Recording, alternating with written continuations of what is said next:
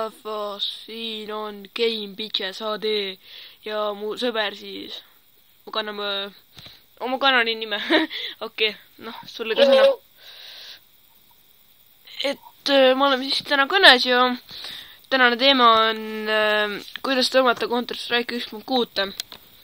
Põhimõtteliselt asi käib nii, et noh, linki, ma panen selle lingi teile descriptionisse.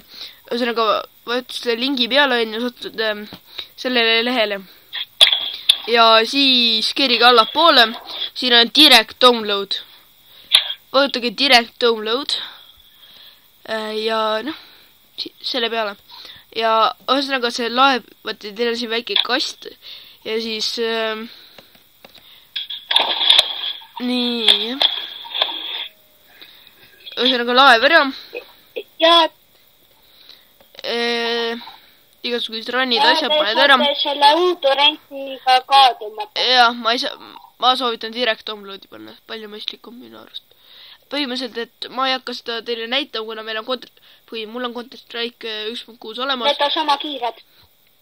Et jah. Minu ka. See oli siis tänane õpetus ja noh, näeme peagi.